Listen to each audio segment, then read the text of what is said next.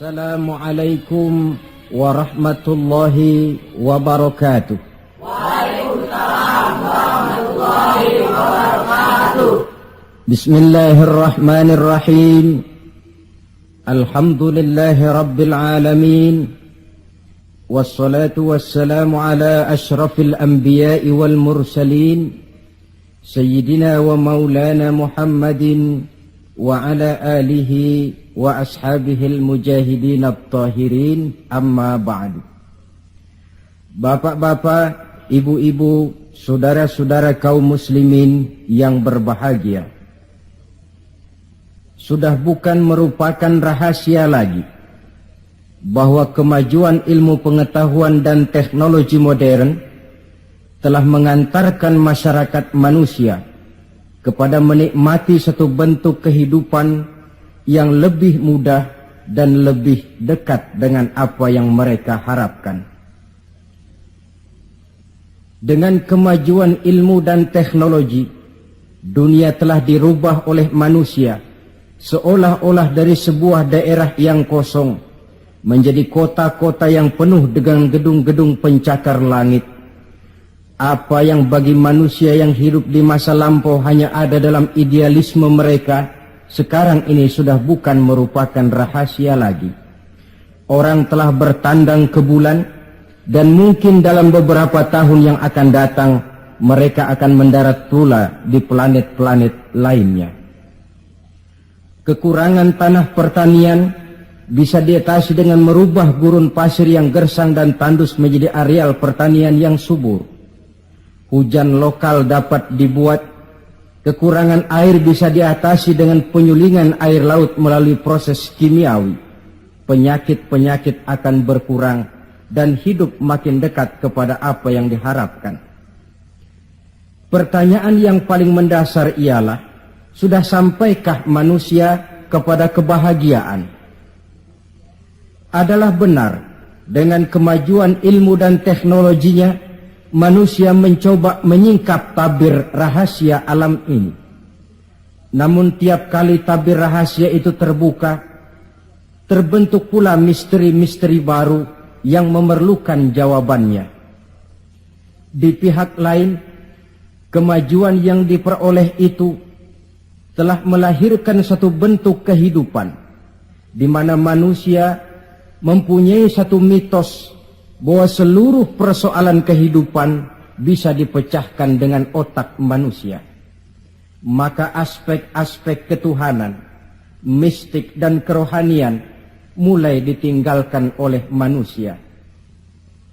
Saudara-saudara kaum muslimin yang berbahagia, maka sebagai efek dari kemajuan ilmu dan teknologi itu, kita melihat lahirnya kelompok-kelompok manusia yang otaknya penuh berisi ilmu pengetahuan modern, tapi jiwanya kosong dan hampa, merasa tidak puas dengan ini dan itu, walaupun hidup sudah serba ada dan serba cukup. Akibat lainnya ialah kerusakan terhadap alam.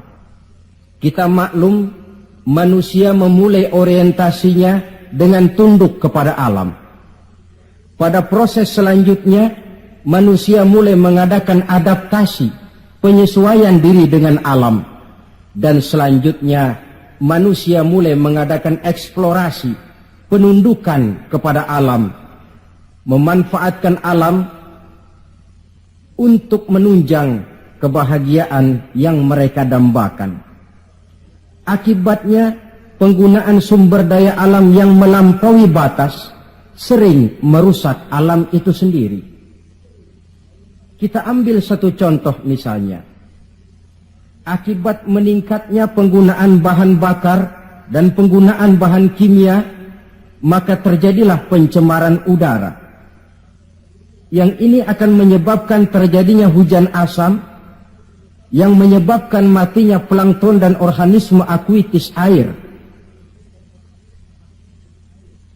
Di sisi lain kita melihat akibat percobaan-percobaan nuklir misalnya, ya ini rusaknya lapisan ozon di atmosfer yang akan menghilangkan perlindungan makhluk hidup terhadap sinar ultraviolet dari matahari yang pada gilirannya ini akan menaikkan frekuensi daripada penyakit kanker.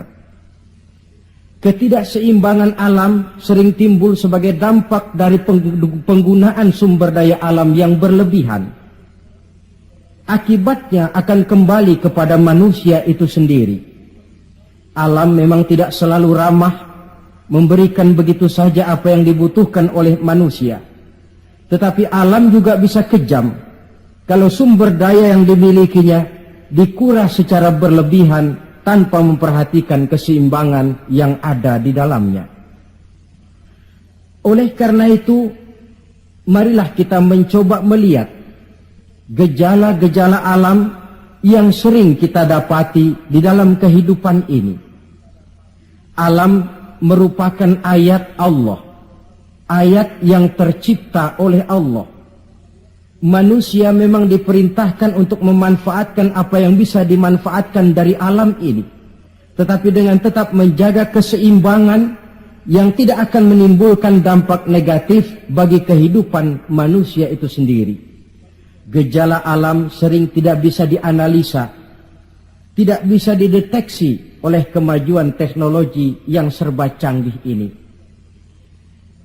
Bulan-bulan terakhir ini, gejala-gejala alam ini sering menimbulkan hal-hal yang lazimnya kita namakan dengan musibah. Gempa bumi di Tarutung yang belum selesai itu diatasi, menyusul dengan tanah longsor di Padang Panjang. Belum selesai tanah longsor diatasi orang, Bengkulu dihantam banjir, puluhan jiwa hanyut tanpa nyawa.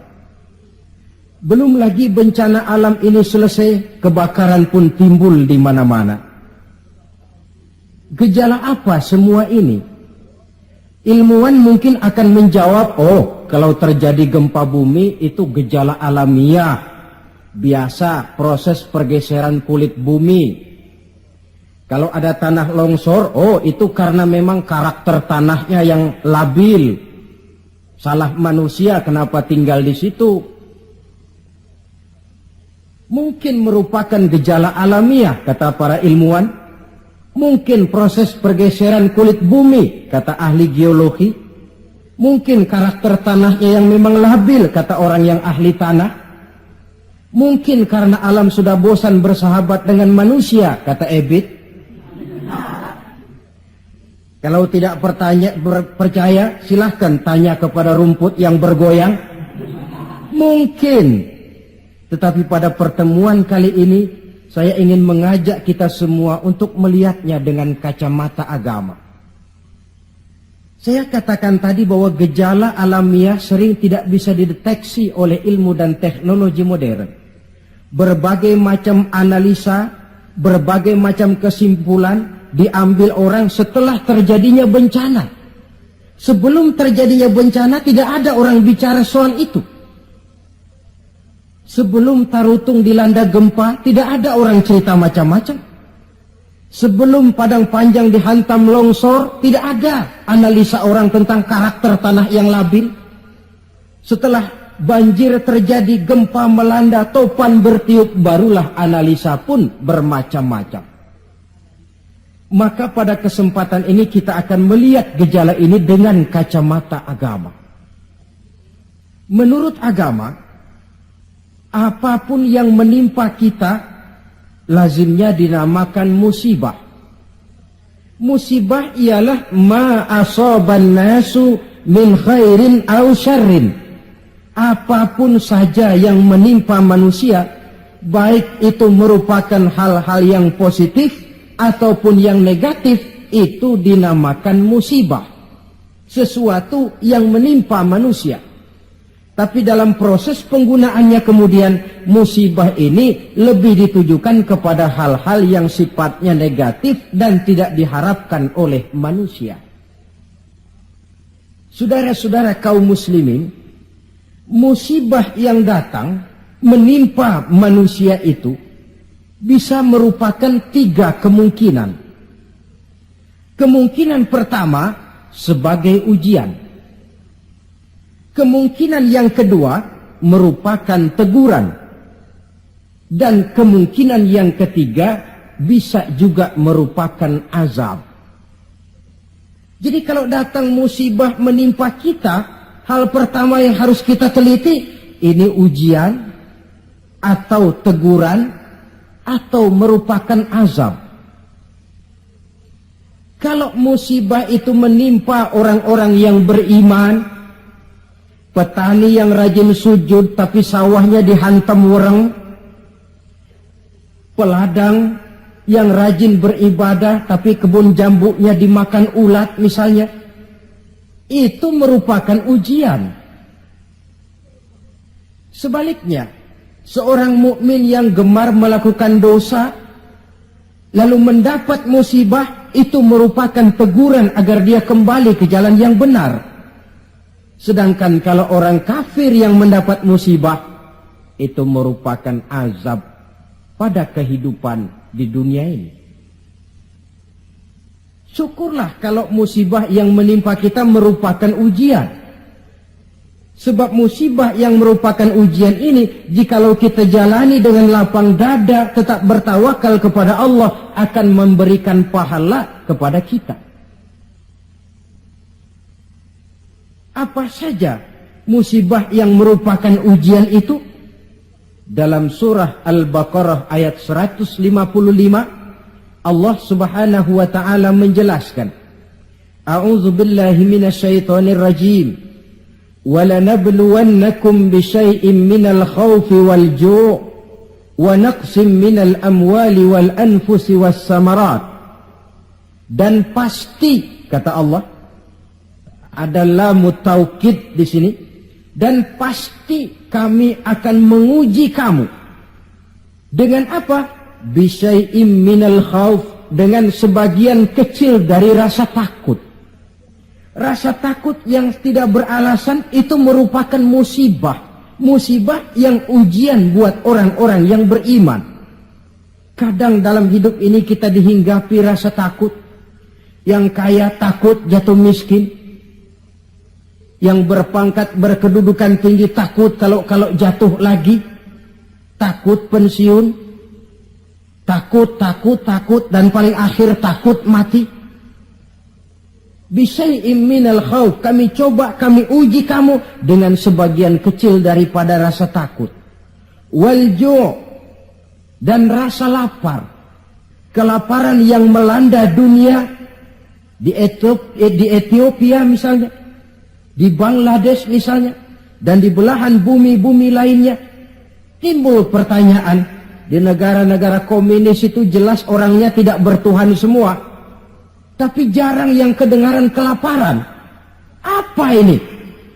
Inilah ujian buat orang-orang yang beriman. Sebagian kecil dari rasa takut dan rasa lapar. Wa naqsim minal amwal, kekurangan harta. Entah kemalingan, entah kebakaran, entah banjir yang menyebabkan rusaknya harta benda, wasamarat, dan kekurangan buah-buahan, panen tidak jadi, musim panas berkepanjangan, wereng ngamuk, ulat melanda. Ini merupakan musibah yang ujian.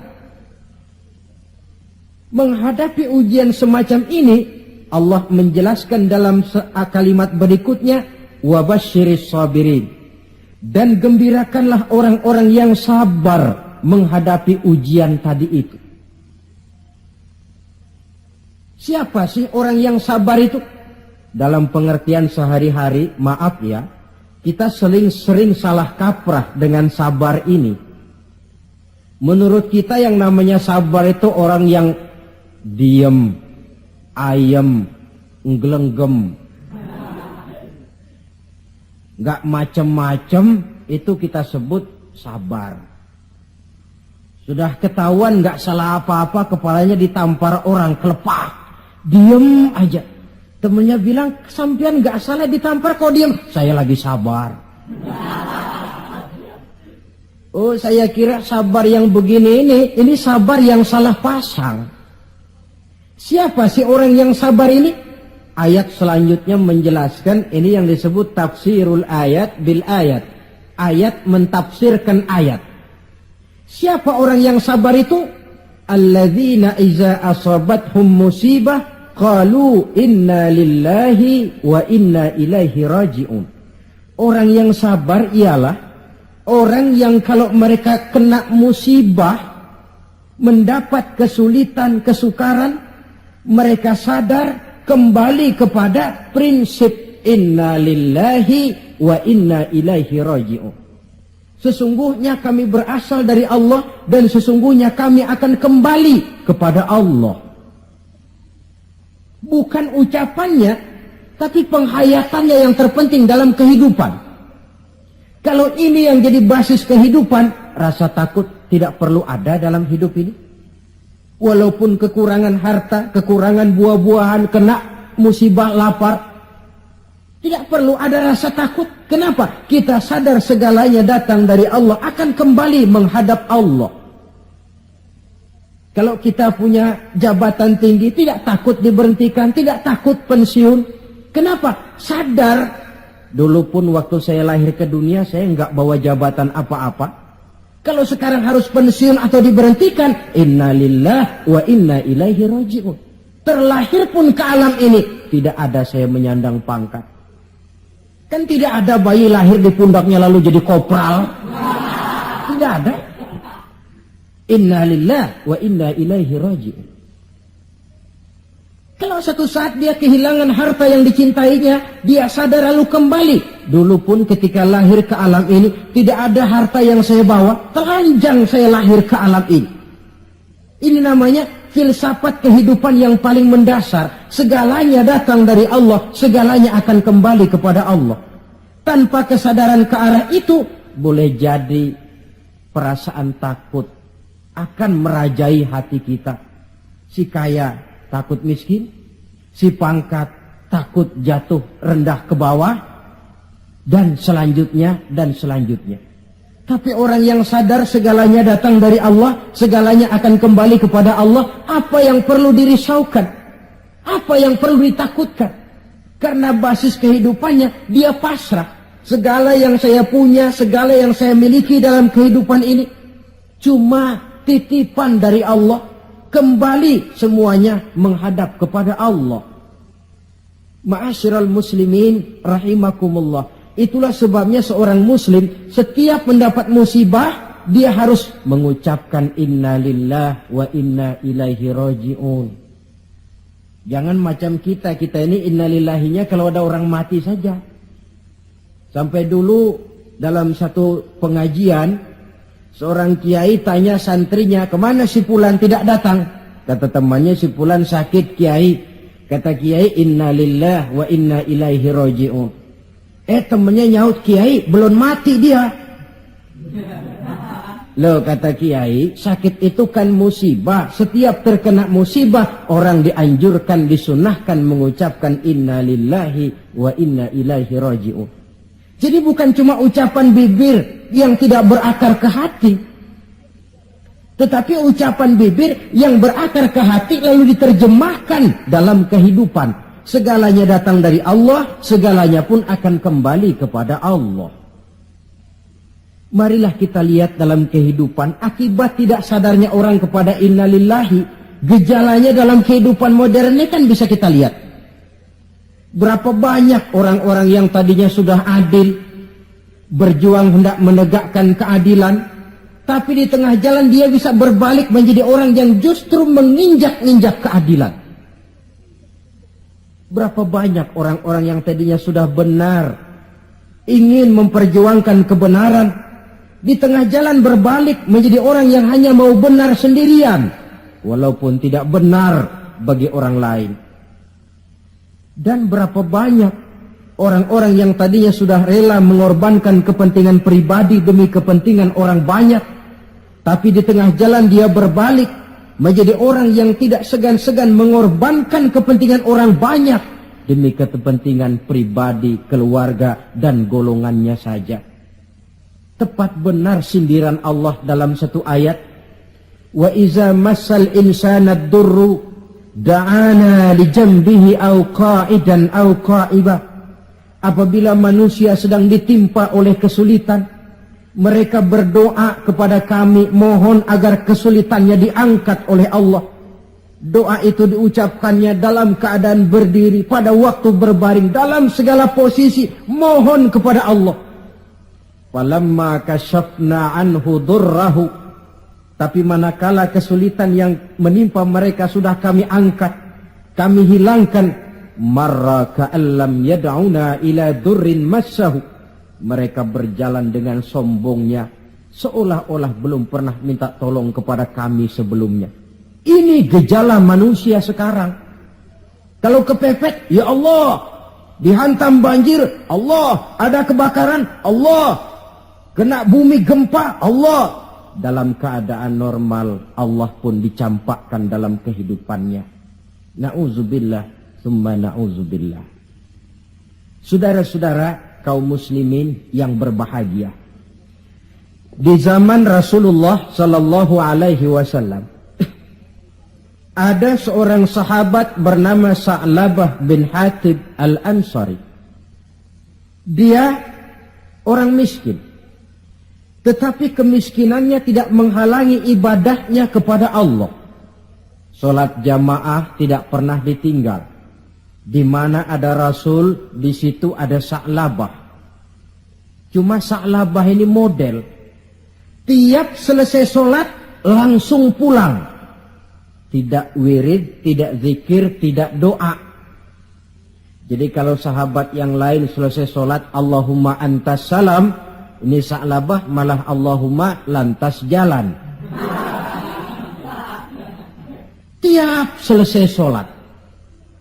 Sampai satu hari baginda Rasul bertanya, "Hei Sa'labah," "Labaik ya Rasulullah." "Kau ini macam orang munafik saja. Apa tidak penting wirid, zikir dan doa? Apa tidak betah kau di masjid?" Sebab orang mukmin di masjid seperti ikan di air. Orang munafik di masjid seperti burung dalam sangkar. Ada enggak burung yang betah di kurungan? Enggak ada, keleperan mau keluar saja. Itu orang munafik di masjid. Panas enggak kerasan. Orang mukmin di masjid seperti ikan dalam air. Apa ada ikan yang enggak betah di air?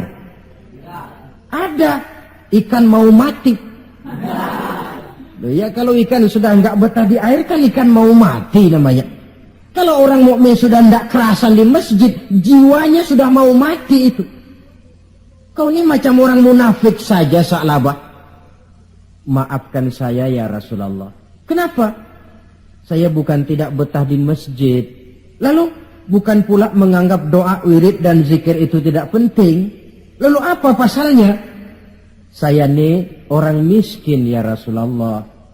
Saya punya kain satu-satunya, berdua sama istri saya. Jadi waktu saya sholat di maghrib di masjid, istri saya di rumah nungguin giliran kain. Maka saya cepat-cepat pulang, aplusan kain. Oh ini kan kere ini. Oh begitu ya.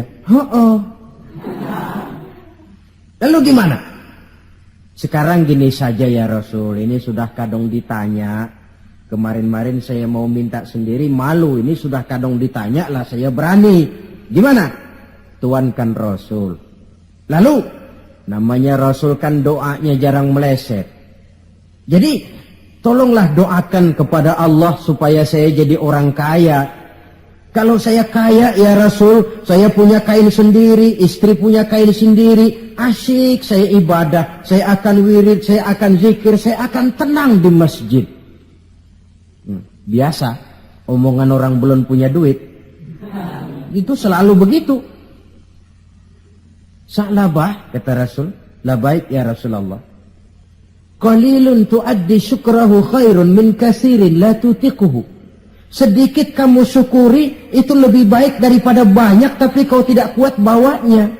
Sedikit kamu syukuri nanti Allah tambah ketimbang banyak tapi kau tidak kuat membawanya, apa gunanya? Kalau memang cuma gelas secangkir dituangi air 1 ember pun lebihnya akan jadi mubazir. Tahu dirilah kita. Begitu ya? Oh ya sudah kalau begitu. Pulang Sa'labah. Besoknya bertemu lagi dengan Rasul. Bagaimana Sa'labah? Sudah ya Rasul. Sudah apa? Sudah saya pikir-pikir. Lalu? Ya syukur sih syukur. Cuma saja kalau kain satu berdua rasa-rasanya repot juga awak nih nak bersyukur. Jadi bagaimana? Sudahlah ya Rasul, doakan saja saya jadi orang kaya lah. Sa'labah, saya ya Rasul. Kau ini kan orang Islam toh? Iya. Nah, orang Islam itu yang jadi contoh siapa? Tuhan ya Rasulullah. Betul? Betul. Kau lihat saya kaya enggak? Enggak. Kenapa minta kaya? Iya ya. Iya, pulang. 2 kali knock out. Hari ketiga datang lagi dia ke masjid nekat. Ya Rasulullah, gimana Sa'labah? La in atani Allahu min fadlihi la usaddiqanna wa la akunanna minas salihin. Kalau Allah memberikan rezeki kepada saya, kalau saya jadi orang kaya ya Rasul, pokoknya saya akan jadi orang soleh, tekun ibadah, wala a'ti kulladzi haqqin haqqah. Akan saya berikan tiap orang haknya. Pokoknya kalau saya kaya, sip dah. Omongan orang belum kaya memang begitu. Saudara-saudara, kata Rasul, Sa'labah yang benar. Benar. Yakin? Yakin. Janji ya? Janji. Mari saya baiat.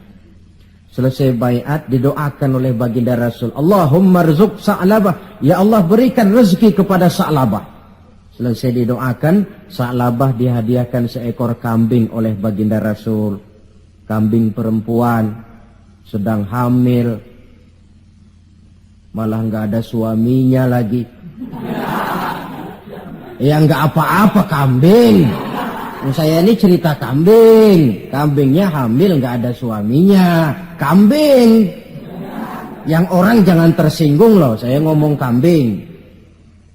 Sa'labah, kau bawa pulang kambing ini. Kau pelihara. Mudah-mudahan membawa berkah. Baik ya Rasul. Dibawa pulangnya kambing itu, dirawatnya baik-baik. Lalu lahiran kambing itu. 1 jadi 2. 2 jadi 3. 3 lahir lagi jadi 5. 5 jadi 7, 7 jadi 10, 10 jadi 15. Makin lama makin banyak kambingnya, makin sibuk. Datang sholat mulai terlambat. Kalau tadinya belum azan sudah datang ke masjid, sekarang sudah qomat baru nongol. Lambat laun sholat 5 waktu tidak kelihatan di masjid, kelihatan cuma Jumat saja. Itu pun kalau khatib sudah naik mimbar dia baru datang. Rasul bertanya, kemana Sa'labah? Sibuk ya Rasul, kambingnya makin banyak sekarang, ngembalaknya keluar kota. Ya wailah Sa'labah. Aduh, kasihan Sa'labah. Aduh, celaka Sa'labah. Sampai Jumat pun tidak kelihatan di masjid. Kelihatan paling-paling cuma Idul Fitri sama Idul Adha. Sholat tahunan. Nah, kemudian sampai waktunya di mana umat Islam diwajibkan membayar zakat. Rasul mengutus utusan, datangi Sa'labah, minta zakatnya.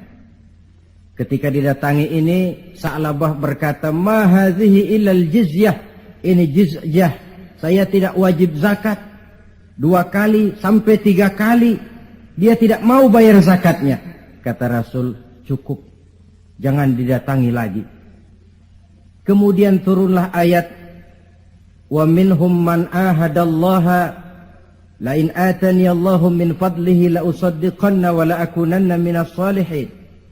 Di antara mereka ada yang berjanji kepada Allah, kalau diberikan rezeki akan bersedekah dan akan jadi orang baik-baik. Tapi setelah diberikan rezeki mereka berpaling dan lupa dengan janjinya. Ayat ini disampaikan orang kepada Sa'labah. Sa'labah baru saja turun ayat bunyinya begini-begini. Rasanya ayatnya nyindir sampean ini. Ah, enggak ah. Habis siapa lagi yang punya mental macam ini? Dia sadar. Cepat-cepat dia datang menghadap baginda Nabi, hendak bayar zakat. Kata Rasul, cukup Sa'labah. 3 kali utusanku datang, kau tidak mau bayar, sekarang bawa pulang lagi. Sampai Rasul wafat. Akhirnya Sa'labah mengalami kebangkrutan di zaman Sayyidina Utsman bin Affan. Tengoklah riwayat Sa'labah ini. Ketika diuji dengan kemiskinan, dia lulus. Rajin ibadah, dekat dengan Rasul. Tapi ketika diuji dengan kekayaan, dia lupa diri dan jatuh menjadi orang yang bakhil.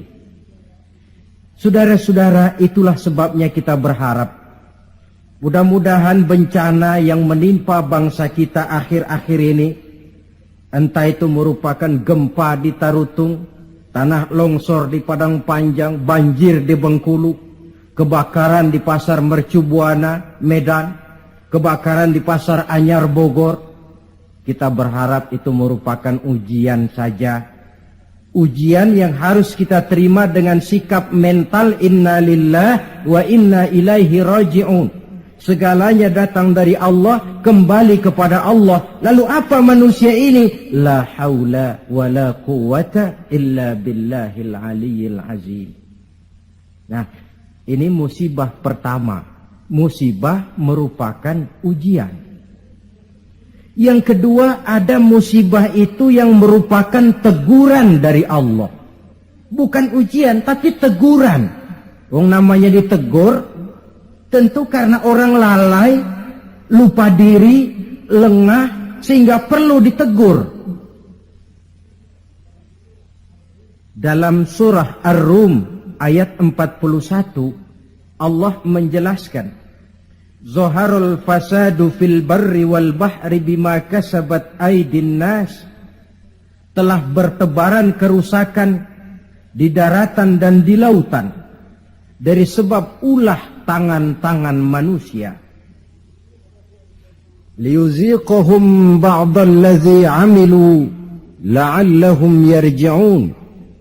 Agar Allah memberikan kepada mereka sebagian daripada balasan akibat ulah tangan mereka sendiri. Mudah-mudahan dengan balasan dan teguran-teguran ini mereka kembali sadar, ingat diri dan bertaubat kepada Allah Subhanahu wa ta'ala. Telah bertebaran kerusakan di daratan dan di lautan dari sebab ulah tingkah pola tangan manusia. Di awal tadi sudah saya coba jelaskan sepintas. Kemajuan ilmu dan teknologi modern ternyata tidak selamanya punya dampak positif. Juga dia punya dampak negatif yang berakibat kepada kehidupan manusia sendiri. Satu contoh misalnya. Sekarang ini kan orang mulai membuat apa yang disebut dengan rumah kaca. Kalau saudara berjalan melihat bangunan-bangunan tinggi, kan sudah ada yang seolah-olah semuanya ditutup dengan kaca. Memang di lain pihak akan mengurangi penggunaan sumber daya alam yang baku, tapi di lain pihak rumah kaca ini akan menaikkan suhu udara. Akibatnya permukaan air laut akan naik karena mengembangnya air laut. Dan jangka panjangnya melelehnya es di kutub. Akibatnya kota-kota yang berada di pantai-pantai yang rendah banyak mengalami erosi dan pencemaran air. Misalnya Jakarta, Bangkok, New York. Tahu New York? Pernah ke New York? Ke New York belum pernah? Sama.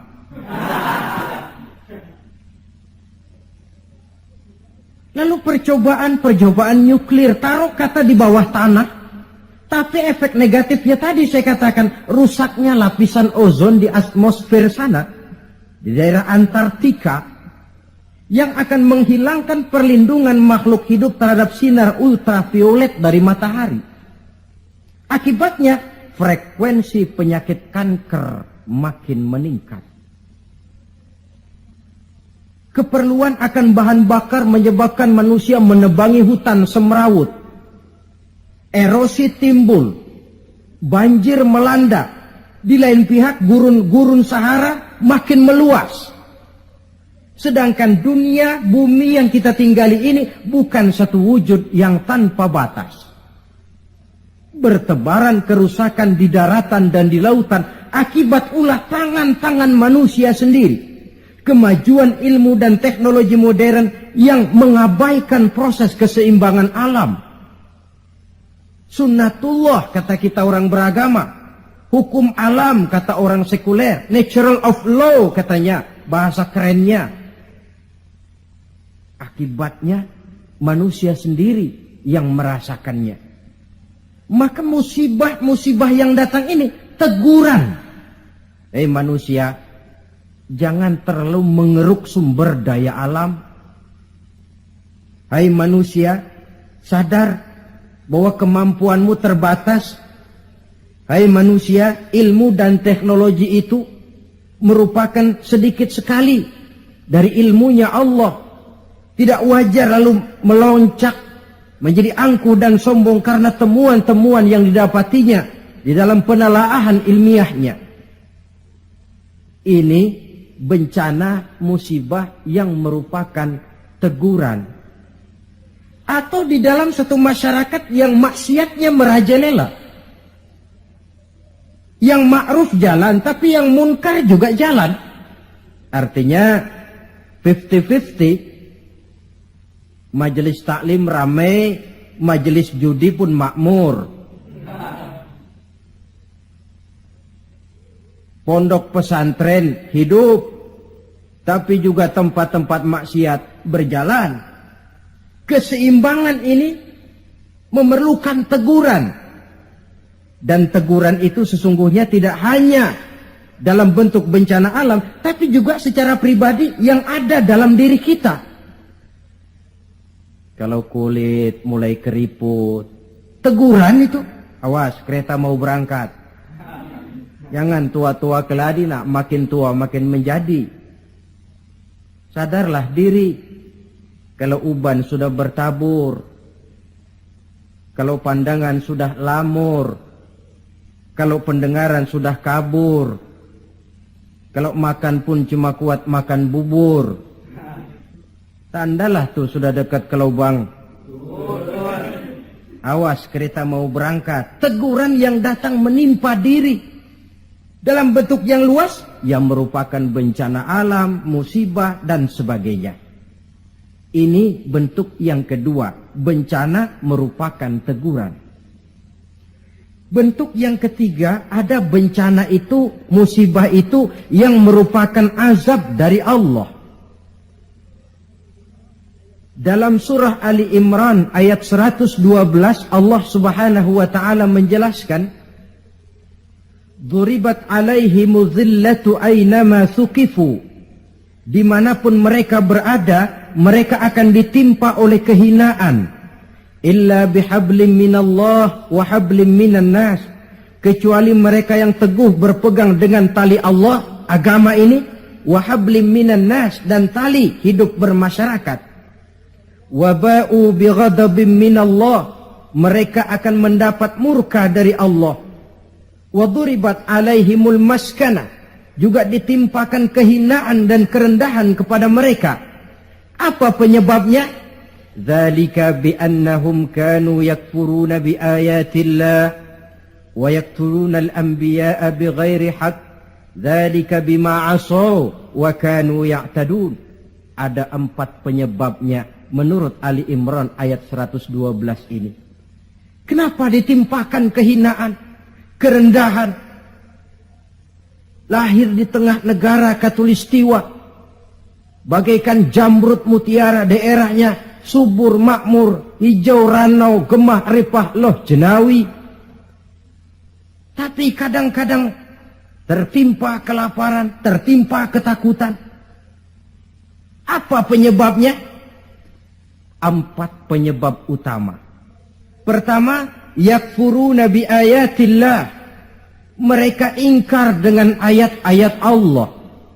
Baik ayat yang terucap oleh Allah yang kita namakan wahyu, Al-Quran, atau ayat yang tercipta oleh Allah, alam ini. Mereka ingkar, mereka ambil manfaat dari alam, mereka kuras alam, tapi mereka tidak pernah syukur kepada Sang Pencipta alam. Kalau bahasa kasarnya kira-kira Tuhan kan jengkel. Bumi gue aja lu manfaatin gue nya, lu gak mau sembah. Ingkar, kafir kepada ayat Allah. Itu yang mendatangkan musibah. Dijelaskan dalam An-Nahl 112. Wa daraballahu mathalan qaryatan kanat aminatan mutmainnah. Allah memberikan satu contoh tentang kampung, kota, negara yang aman, tenang, tentram, damai. Ya'tiha rizquha raghadan min kulli makan.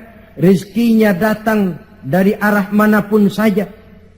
Apa saja ditanam tumbuh menghasilkan buah yang bermanfaat.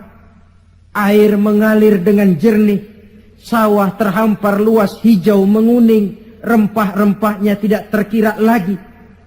Fakafarat bi'an'umillah. Tapi penduduknya ingkar kepada nikmat Allah. Apa yang terjadi? Fa'azaqahallahu libasal ju'i wal khawf bima kanu yasna'un. Akibatnya Allah hantam mereka dengan kelaparan dan ketakutan dari sebab ulah mereka sendiri. Jadi musibah yang merupakan azab itu datang, penyebab pertamanya orang kufur kepada ayat-ayat Allah. Baik yang terucap oleh Allah, yaitu wahyu, atau kufur kepada ayat yang tercipta oleh Allah, yakni alam yang terbentang ini. Penyebab yang kedua, wa yaqtuluna al-anbiya'a bighairi haqq. Mereka membunuh para nabi tanpa alasan yang benar. Membunuh nabi. Loh Pak, zaman sekarang kan nggak ada nabi, bagaimana kita mau membunuh nabi? Memang zaman kita tidak membunuh nabi secara fisik karena nabinya tidak ada. Tapi menginjak-injak ajarannya, meletakkan ajarannya di bawah rasio, itu kan sudah membunuh nabi. Buat apa kita agungkan namanya kalau kita injak ajarannya? Buat apa kita sebut dan kita sanjung dia kalau kita belakangi perintahnya? Membelakangi para nabi. Itu sudah pembunuhan kepada para nabi, pembunuhan gaya modern zaman kita sekarang ini. Muhammad itu manusia biasa. Sebagai manusia kan dia bisa salah. Karena itu yang mutlak cuma Quran. Hadis, sunnah itu bikinan Nabi saja, itu kan sejarah. Jadi sumber agama cuma Quran. Muncullah orang-orang yang ingkar sunnah. Itu kan juga membunuh Nabi. Wa yaqtulunal anbiya'a bighairi haqq. Sebab yang kedua.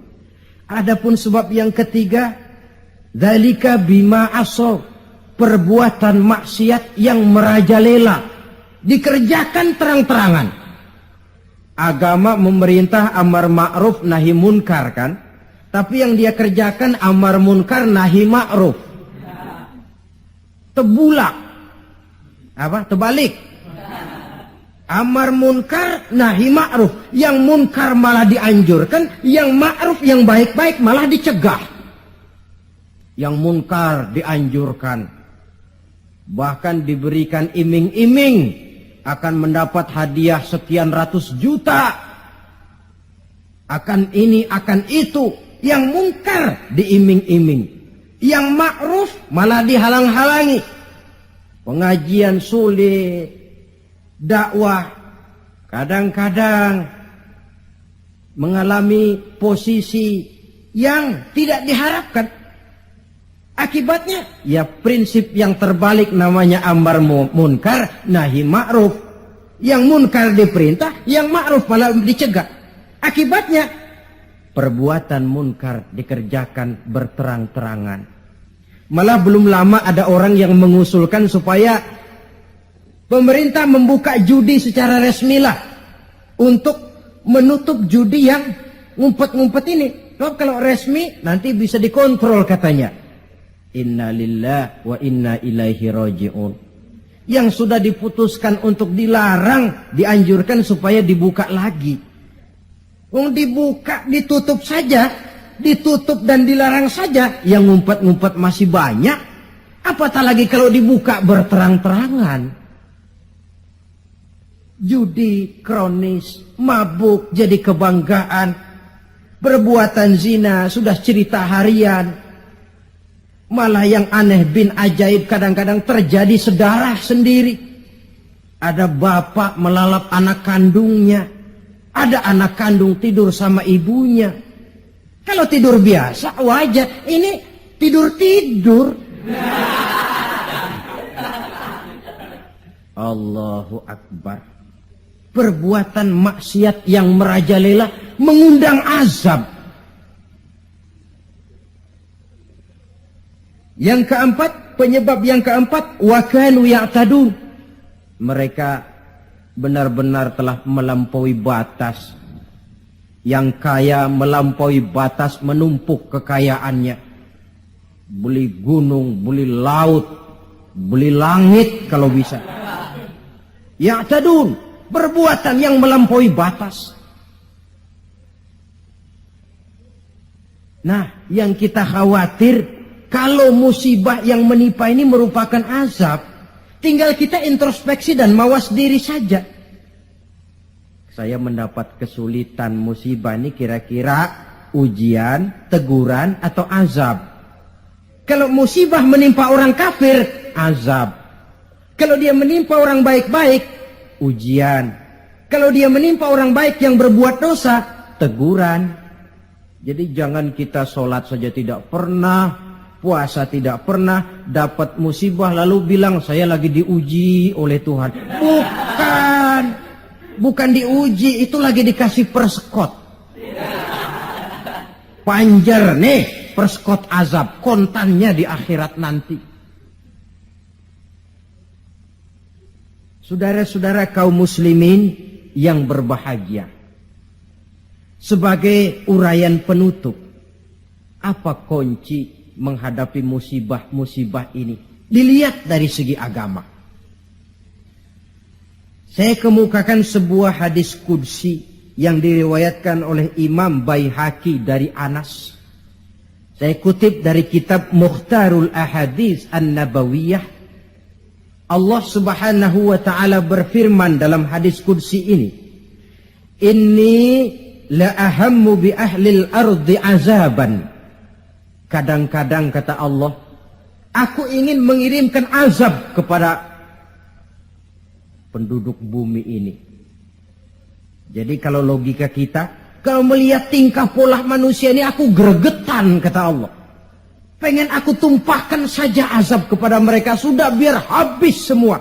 Inni la ahammu bi ahlil ardi azaban. Kadang aku ingin menghantam mereka dengan azab. Falamma nazartu ila ummari buyuti. Tapi kalau aku melihat kata Allah, orang-orang yang memakmurkan rumahku. Siapa orang yang memakmurkan rumah Allah itu? Orang yang rajin memakmurkan masjid. Kalau aku lihat itu kata Allah, wal mutahabbina fi, dan orang yang saling cinta mencintai karena aku kata Allah. Wal mustaghfirina bil ashar, orang-orang yang melakukan istighfar mohon ampun kepada Allah baik pada waktu pagi maupun petang. Surifat saraftu azabi anhum, aku angkat azabku dari mereka. Jadi rupanya ini yang meredam murka Allah itu. Allah sih maunya numpahkan azab, tapi begitu Allah melihat orang yang tekun memakmurkan masjid, rajin sujud, menghidupkan dakwah di masjid, orang yang saling kasih mengasihi karena Allah, orang yang mohon ampun di waktu pagi dan petang, azab itu, keinginan menyampaikan azab, aku tarik kembali kata Allah. Jadi apa obat pertama? Makmurkan masjid. Jangan sebaliknya. Kalau orang sudah lebih penuh ke gedung bioskop daripada ke masjid, Kalau orang sudah lebih menyukai hidup berfoya-foya ketimbang membantu fakir miskin, yatim piatu dan orang-orang tidak mampu. Kalau koran sudah jadi bacaan wajib sementara Quran cuma sekedar hiasan rak di rumah, tidak ada lagi nanti yang dipandang-pandang Allah. Wal mutahabbina fi, orang yang cinta mencintai karena Allah. Wal mustaghfirina bil ashar, orang yang memohon ampun pada waktu siang dan malam, sore dan pagi. Ini yang meredam murka Allah. Jadi di antara yang harus kita lakukan di dalam memohon kepada Allah agar bencana musibah ini berkurang, apa jalannya? Salah satu di antaranya, pertama memakmurkan masjid. Yang kedua, kalau ngambil istilah yang lagi ngepop, memasyarakatkan istighfar dan mengistighfarkan masyarakat. Jangan cuma olahraga saja di masyarakat, istighfar. Satu contoh pengalaman, beberapa waktu yang lalu kan Gunung Galunggung meletus toh. Meletus apa meletus? Meletus. Di kaki Gunung Galunggung, di desa yang namanya Kikisik, tinggal seorang ajengan, kiai kalau di Jakarta bilang, Ajengan Syadili. Beliau belum lama meninggal dunia. Orang lain pindah, beliau tenang saja di situ. Pesantren, masjid, komplek perumahan. Saya pernah berziarah ke tempat beliau pada saat gunung sedang aktif, meletus. Saya tanya, Ajengan, apa ndak kepengen hijrah? Hijrah? Iya. Saya malah menganjurkan, kata beliau. Tapi hijrah yang saya anjurkan itu pindah dari maksiat kepada taat. Pindah dari jauh kepada Allah menjadi dekat dengannya. Pindah dari menentang Allah menjadi taat kepadanya. Pindah dari malas ibadah menjadi rajin ibadah. Hanya dengan hijrah macam ini insya Allah Galunggung reda. Sebab siapa sangka dia bakal meletus. Tidak diawasi. Tidak masuk gunung yang frekuensinya itu membahayakan dalam waktu singkat seperti Anak Krakatau atau Merapi. Tahu-tahu meletus. Dan letusannya cukup lama, memakan waktu 1 bulan lebih. Nggak, saya bilang Ajengan, maksud saya hijrah pindah tempat tinggal ini bahaya kelas 1. Kalau lahar jatuh habis ini.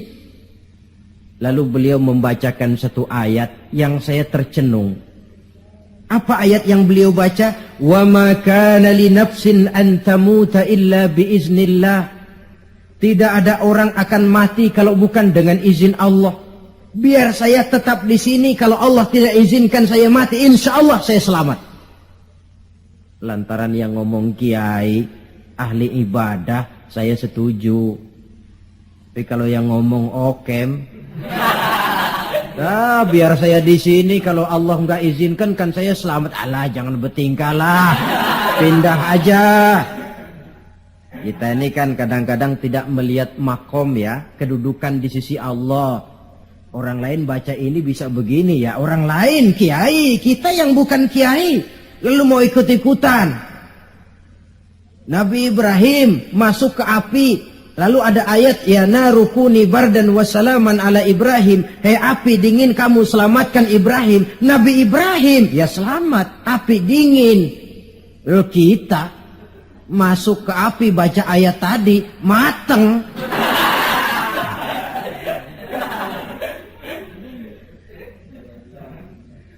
Dan memang lahar yang jatuh itu menyingkir. Rumah Pak Kiai itu dilewati saja oleh lahar, tidak masuk ke dalamnya. Ya Allah, saya teringat hadis qudsi ini. Orang yang tekun memakmurkan masjid, orang yang kasih mengasihi karena Allah, orang yang beristighfar di waktu pagi dan petang, di kala siang dan malam, di tengah maksiat melanda kehidupan, di kala orang lupa diri dan lupa daratan, hancur di meja judi, hanyut dalam botol-botol minuman keras, terlena di tempat-tempat pelacuran, dinina bobokkan oleh korupsi dan penyalahgunaan jabatan dan wewenang. dan segala macam perbuatan-perbuatan yang melampaui batas. Mereka yang tekun memakmurkan masjid, kasih mengasihi karena Allah, melaksanakan istighfar. Mereka ini yang meredam murka Allah. Disadari atau tidak, kita hutang jasa kepada mereka ini. Kalau tidak lantaran mereka, habis sudah digulung bumi ini. Ini menurut janji Allah dalam hadis qudsi. Karena analisa yang kita pegang ini, analisa agama. Saya tidak melihatnya dari analisa sosial, politik, kebudayaan, ekonomi. Tidak, memang di luar kemampuan saya. Disiplin agama mengajarkan kita begitu. Dengan kata lain, seharusnya kalau ada orang memakmurkan masjid, itu yang kita bantu. Kasih mengasihi karena Allah, itu yang kita dorong. Orang yang melaksanakan istighfar, itu yang kita dekati. Alhamdulillah ya, masih ada yang istighfar. Alhamdulillah ya, masih ada yang memakmurkan masjid. Jangan, alah orang gaek lah, orang tua kertu kerjanya cuma megang-megang tasbih saja. Apa sih bisanya? Cuma istighfar saja. Istighfar ini yang meredam murka Allah. Alah, kerjanya main di masjid mulu, taklim khutbah, apa itu? Ini yang meredam murkanya Allah. Bahkan dalam hadis lain, laula suyukhun rukka wa bahaimun rutta. Kalau tidak karena orang tua yang rajin sujud, kalau tidak karena binatang melata yang mencari makan, kalau tidak karena bayi yang menyusui, la sabba alaihim azaban sabba. Akan aku timpakan azab kepada mereka sehebat-hebatnya. Bayi yang masih menyusui, yang masih bersih dari segala dosa, yang masih punya masa depan. Orang-orang tua yang rajin sujud kepada Allah. Ini peredam murkanya Allah. Jadi kesimpulan, di antara resep mengatasi musibah akhir-akhir ini, dari kacamata agama, pertama makmurkan masjid. Yang kedua, tumbuhkan saling kasih mengasihi karena Allah. Yang ketiga, memasyarakatkan istighfar dan mengistighfarkan masyarakat. Kaum muslimin, inilah saja yang kita bicarakan pada pertemuan kali ini. Semoga ada manfaatnya. Terima kasih atas segala perhatian. Mohon maaf atas segala kekurangan. Usikum wa nafsi bitaqwallah. Wassalamualaikum warahmatullahi wabarakatuh. Waalaikumsalam warahmatullahi wabarakatuh. وننزل من القرآن ما هو شفاء ورحمة للمؤمنين ولا يزيد الظالمين إلا خسارا. لفضيلة الشيخ مشاري راشد. أعوذ بالله من الشيطان الرجيم. بسم الله الرحمن الرحيم. الحمد لله رب العالمين الرحمن الرحيم مالك يوم الدين إياك نعبد وإياك نستعين اهدنا الصراط المستقيم صراط الذين أنعمت عليهم غير المغضوب عليهم ولا الضالين.